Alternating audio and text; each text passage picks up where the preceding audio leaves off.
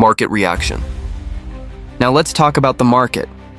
Because in this game, it's not just governments watching, it's millions of investors with skin in the game. The clock is ticking. The tariff pause, announced after the bond market nearly buckled, is set to expire on July 9th.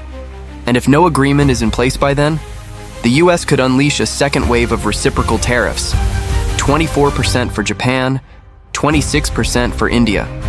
That's not just a policy shift, that's a market earthquake. But here's the real dilemma. Push too hard, too fast, and we end up with a rushed, shaky deal.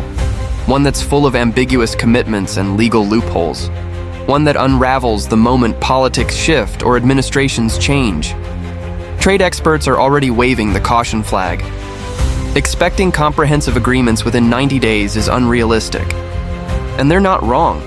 Historically, trade deals like these, deals that touch everything from agriculture to automobiles, from e-commerce to intellectual property, take a year or more to negotiate. So while headlines scream about urgency, the reality is, markets hate uncertainty more than they hate tariffs. And this prolonged ambiguity, it's breeding volatility. Conclusion. So where do we stand? What started as a bold attempt to recalibrate global trade has turned into a diplomatic chess match, one with no quick checkmate in sight. The United States began negotiations with Japan and India to avoid a tariff escalation spiral. But now, the talks are bogged down in bureaucracy, policy hurdles, and strategic hesitation. From Tokyo to New Delhi, one thing is clear. These negotiations aren't ending in 90 days. Ryoshi Akazawa says it'll take time.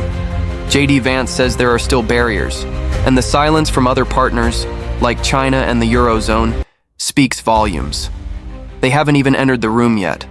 The 90-day tariff pause, meant to offer breathing space, now looks like a temporary truce, not a path to resolution.